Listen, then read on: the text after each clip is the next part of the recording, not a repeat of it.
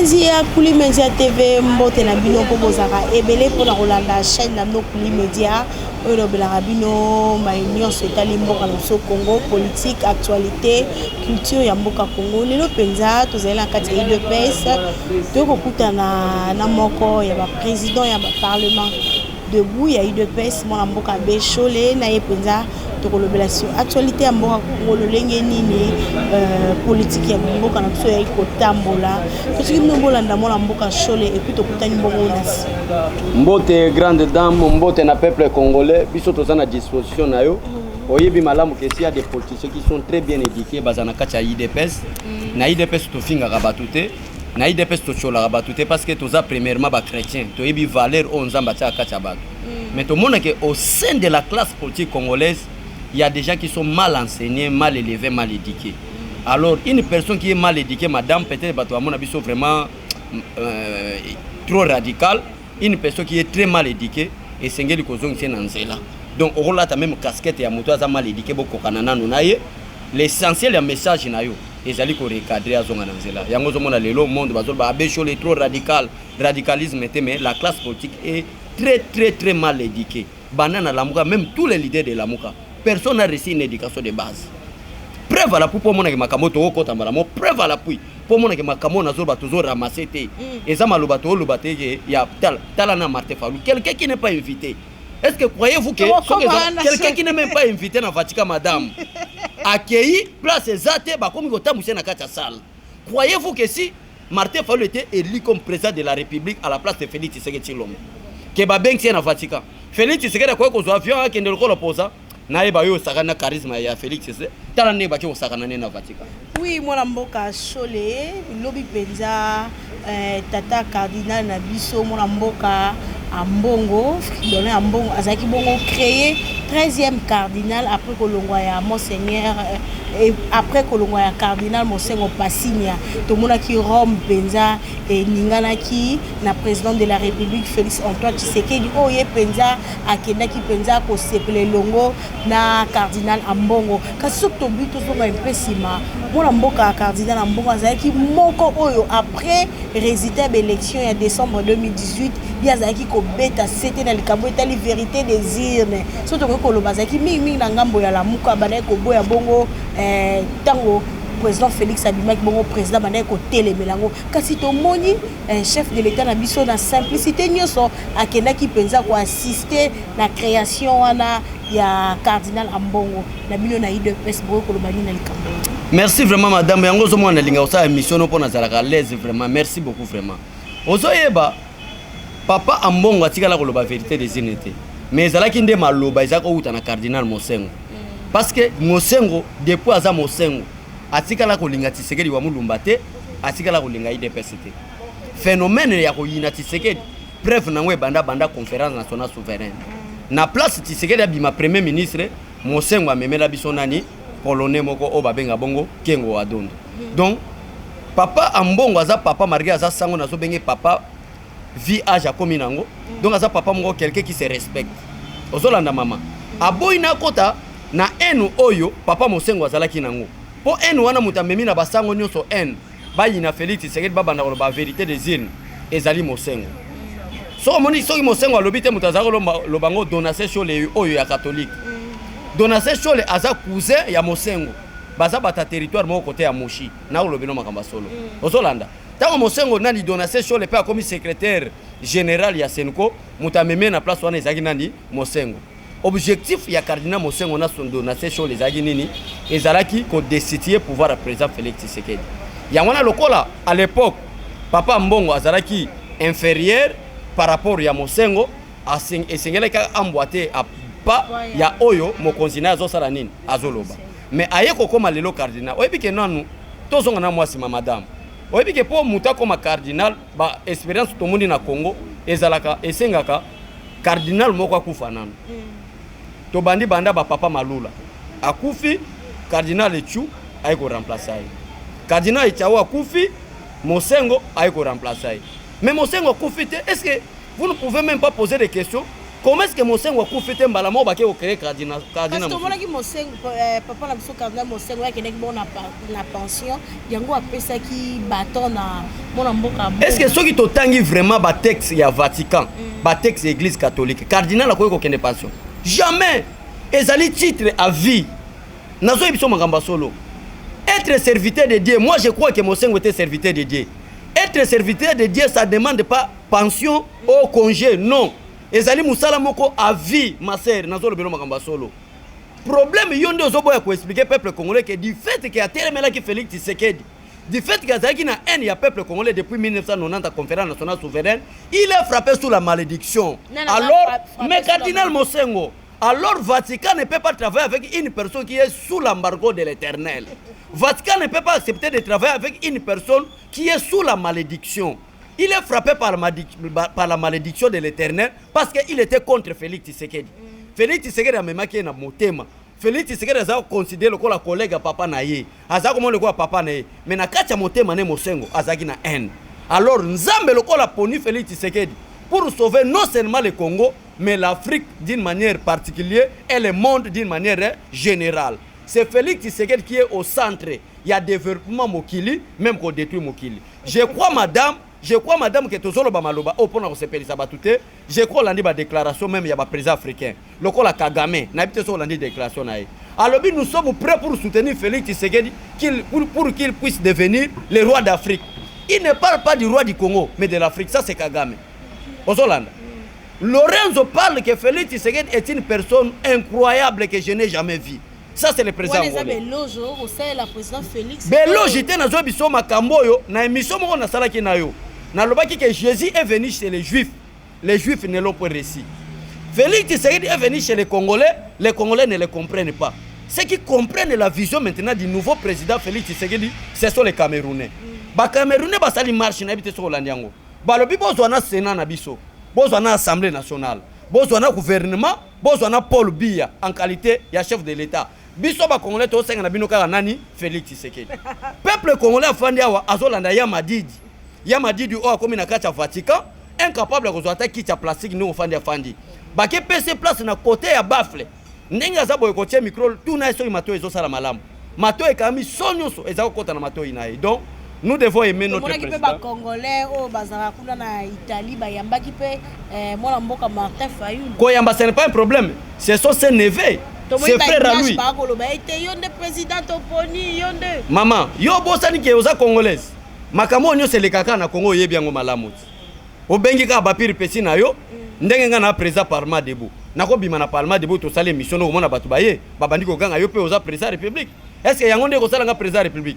Pour devenir président de la République, ba neveu ya Martin Fayulu, il faut être élu au suffrage universel direct selon la constitution. Au Rosalate bokangami moi deux personnes na Vatican bolobi ke yonde président. Yende président yango na zalaki azoki invitation à qualité chef de l'État te.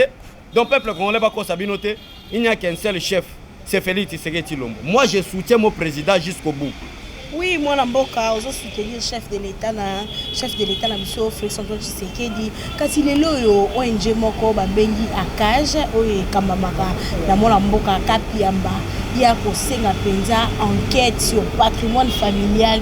Il y a président sortant Joseph Kabila Kabange, sénateur à vie. Pour te selon constitution na biso, président nyon son membre du gouvernement na ceux qui ba koti, il faut pas présenter patrimoine familial na bango pena ko bima na bango. Kasi mona mboka Joseph Kabila Kabange na bobimine à pouvoir asalaki ya moté. Yango mona mboka Kapiamba akusenga bongo était enquête peut a déposé plainte sur Kabila Kabange ko lobani ni Kambouani. Bon, nous sommes les défenseurs de la constitution hein. Wana yeb soma ngamba solo. Naza vrai défenseur.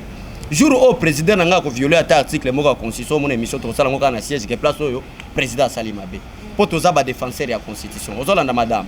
Mais Kapiamba aza citoyen congolais et en tant que citoyen aza na ba droit na ba devoir au constitution et PCA ya sala. Le col a porté plainte, c'est-à-dire que ça n'a pas preuve, on peut apporter les plaintes. Donc ce qui va preuve ça que Makambo a lobby en esa solo. Pourquoi ne pas emboîter, ne pas soutenir rien que basa la Makamboana? Quand le président de la République a parlé que je ne peux pas fouiner le passé, ça ne signifie pas que Kapiamba a quoi comme même la justice c'était. On a confusion peuple congolais à Zosala. président république nda éviter crise salema na mboka mais madame même ne yo zabo soki Kabila ou famille Kabila va violer ndeko na yo les cours et tribunaux sont là kende même dossier ça n'engage pas le président de la république on est même en tant que citoyenne congolaise aucun dossier non à justice pour na ba preuve na yo en tout cas ça et là comme on s'allier c'est ça même l'état de droit. C'est ça même la démocratie au Tozako Luka et Yenanzela Félix Tshisekedi Tshilombo. Donc ce qui Félix Tshisekedi a bien présenté mais le Mutomoko Linga même appelé plainte et a refouiné ba bien Kabila Linga Zalate. C'est à cause que Félix Tshisekedi est président, il a parlé d'un état de droit, il a parlé de la démocratie, on a ba Georges Piamba va profiter de l'occasion na ba salango. C'est une bonne démarche, biso peut soutenir yeso keza na voix moko ya malamu. Oui, moi, je suis allé au ICLC, balancer mon marche le 19 pour la téléméla, qui détourner qui m'ont 15 millions de dollars, puis côté les méla, juge la cour constitutionnelle, démissionner ainsi qu'à la bazali. Car si surtout un peu similaire, les Cambodgiens 15 millions, justice y a beaucoup de bus qui moto, beaucoup de signé sur le belango, baroba sala banquette, boni, celle-ci, bazogi sur les Cambodgiens, pour être babimisa batandira, tu vois que la marche à la CLC, tout le monde a reçu Mukendi, Makufa, Thérèse Kapanga, la Bakenda, Kasilelo alternance continue Mboka, CLC va poser la marche, Moko va retambola pacifiquement, n'habiter Nangobila. Est-ce que ça peut permettre la marche wana, moi te qu'on est à Ramassa, c'est bêta, Likambo, Salema, une idée de pèse, pour retambola Mokolana, peine pour Boya.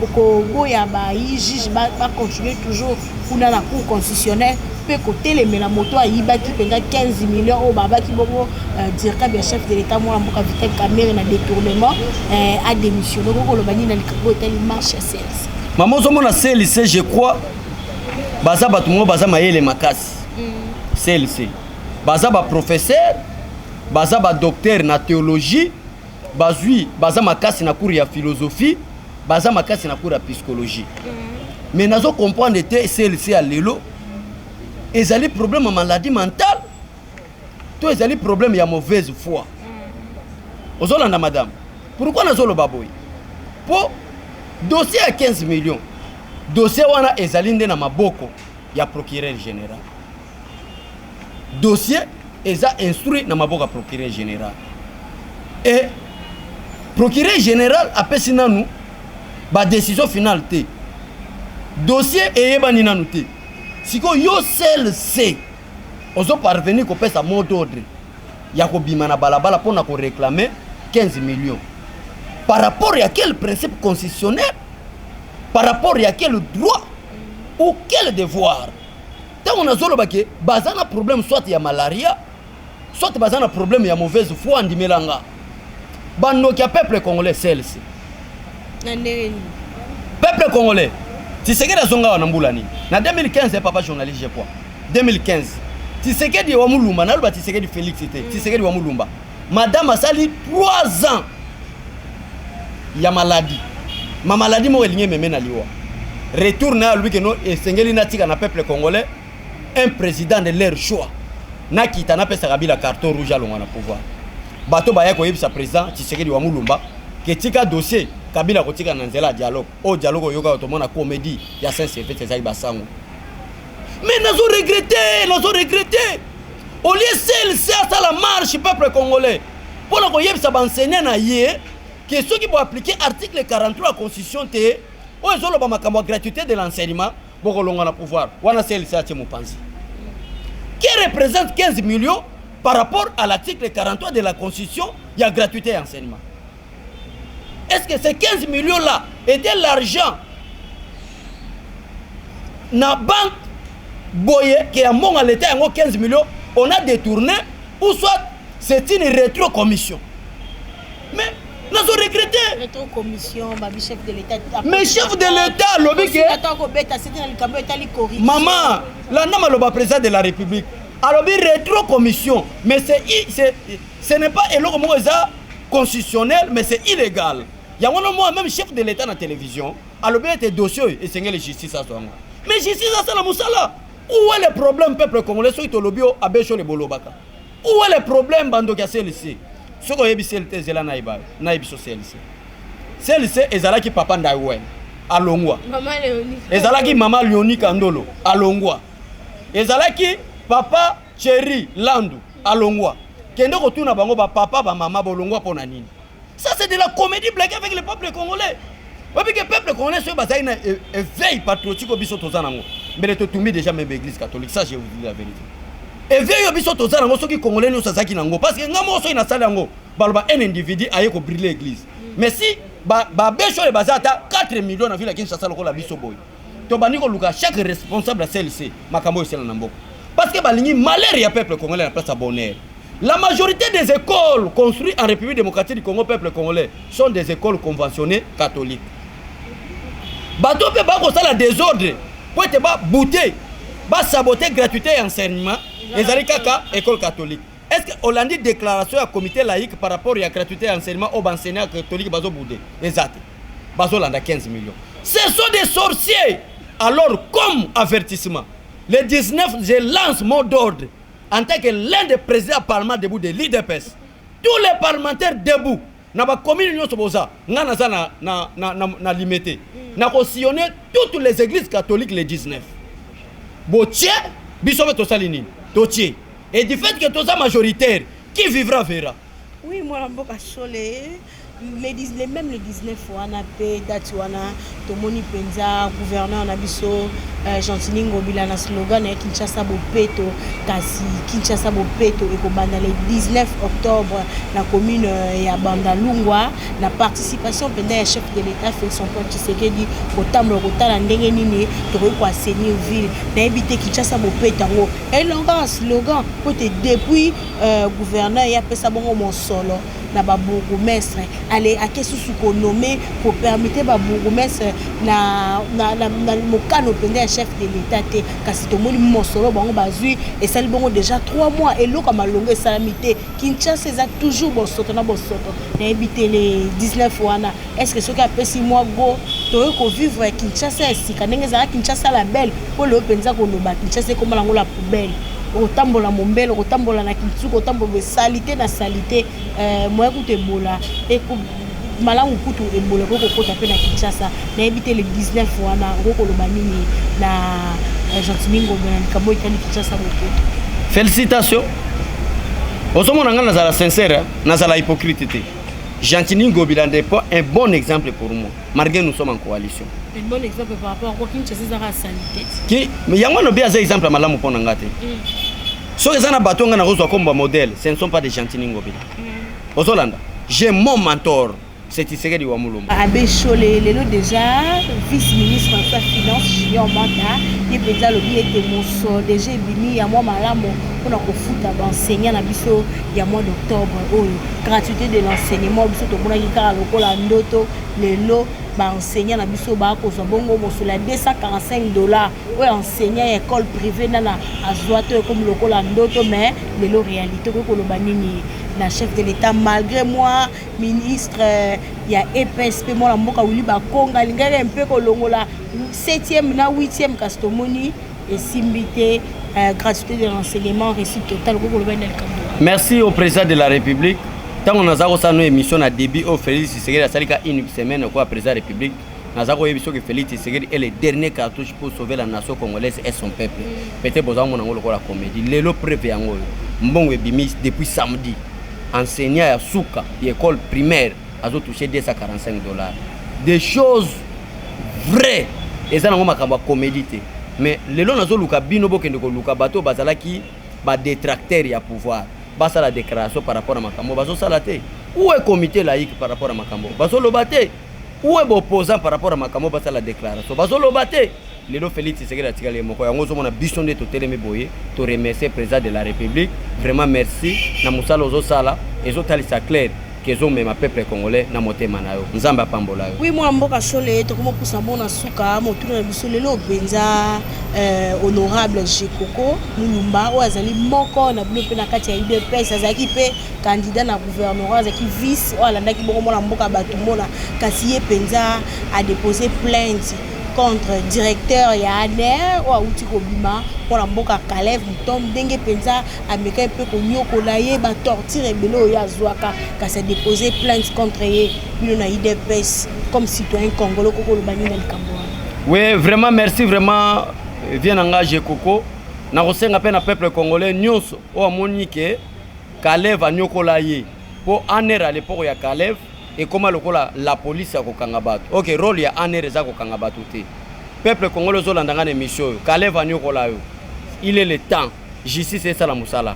Kende ko porter plainte biso to ko appuyer. Merci vraiment Jekoko.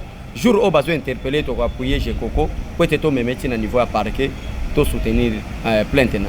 Comme na suka moi mboka chole moi liloba ya suka na baye so ba kotala partout na monde entier. Liloba suka je mets en garde comité laïque de coordination. Je mets en garde Bokechu mal éduqué indiscipliné. Bokechu toka ki papa mso Bokechu kuna e penza pasola ki drapeau ya RDC na ebité hein drapeau na biso penza un symbole moko monene lobi mo makambo belé komona e penza ko zo drapeau ana ko pasola mo na mboka solo ko le banyel kam yango zo mona bige na kebisi Bokechu parce que c'est un indiscipliné, quelqu'un qui n'a pas eu une éducation de base. Muto babenga na lingala mona makango ce sont que des bana makambo o bakoyo sala makambo Bokechu asali. Et je profite de cette occasion que depuis samedi, les enseignants touchent l'argent pour la gratuité de l'enseignement. Ça, c'est de l'indiscipline, de l'impolitesse incroyable. Yangwana le kola naza mbalamoko na message à Stuka na mettre en garde Bokechu. Ko lukate obomisa ba famille na bande kono na Kinshasa pona ba bêtise ozo sala na Bruxelles. Oyebi lelo soko bima libanda mboko kenda na Bruxelles ezaki à cause ya Tshisekedi wa Mulumba. Po Joseph Kabila za koluka maya abomayo. Tshisekedi a libéré espace au Bimi. Au commune à Bruxelles, au lieu beefsteak, au lieu biscuit à poto, au lieu soso, le lo komi ko bimape, ozo loba. Yo Bokechu ko loba. Oza vraiment na mobola, yo ne oza bo. Ndako na bino ma ekota. Obangi sabato po na Bruxelles. Yangwana je mets en garde na profiter na occasion oyo, na chaîne na po elanda ma mingi. Na mettre en garde le comité laïque. Ceux qui ba meki ko oser le 19 pas maman fulo ko bimape le 19 ya IDPS. On regretter. Et je mets en garde Bokechu que ce soit la première et la dernière fois. Il y a continuer à bêtise wana. Ce qui était à la prochaine, au moment où on a journaliste ou mususu te, auto ça na bango d'habitude, inde to kene ko répondre yo maintenant, liboso à porte anda kuna bino. Parce que on a répondre on a siège à IDPS. Mais à la prochaine, na ko sala vraiment na madame journaliste, na ba monsieur, les journalistes to sangani Naba combattant avec une base de plus de 3 millions de combattants de la 10e rue en qualité de leur président. Toke ti na commune place au Fandaka. Liboso anda kuna onde na ko répondre ce qui à la prochaine oser ko commettre ba bêtise. Merci beaucoup na peuple congolais. Car ndenge na lobaki na début madame tozalaka mal éduqué te. Toza très bien éduqué. Même si nous to sur la boy mutazo landa bigeno, c'est petit bien éduqué. Mais to lata ka casquette ya Bokechu. Parce que Bokechu a école primaire à Salate. C'est difficile de expliquer que M. Seketi est en train de faire à comprendre. Il faut là ta casquette, il y a l'ingala loko là, il y a imbécilité. Donc il y a imbécilité. Quelque part dans la Bible, même Paul a lobby, nazo lukana zala loko la pécheur pour na longola bato na kacha masumu. Ngape na luki moyena zala comme un indiscipliné pour na longola Bokechu na kati indiscipline, na ya mal élévation ou à zone famille na. Donc merci beaucoup vraiment. Nzamba pambola bino. Président Chikito Mushashino, maman Président Chikito Mushashino, maman Vikimbo Ibeya, maman Angèle Mpumbu partout dans le monde. Vraiment Nzambe abatte la bino. Nous sommes derrière le président de la République jusqu'au bout.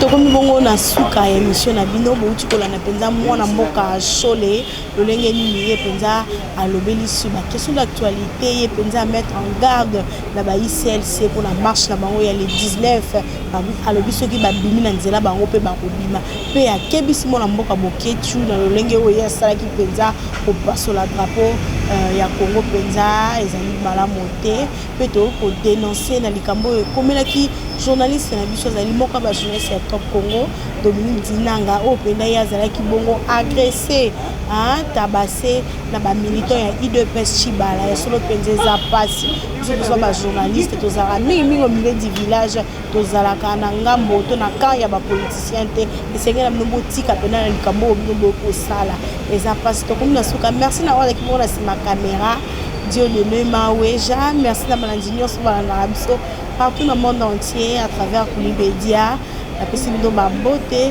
un tonton de caractère, David Oli, Tobambo Tenao, je suis bon, mon papa social depuis États-Unis. La Sengi Nabino, Bana Poto, Bana Londres, bon s'abonner massivement à Kouli Média Télévision, bon aimer, bon partager ma vidéo, na mission, bon, ça n'a jamais de si. Dans la vidéo, c'est les Amazones, tout le monde a dit, na mission,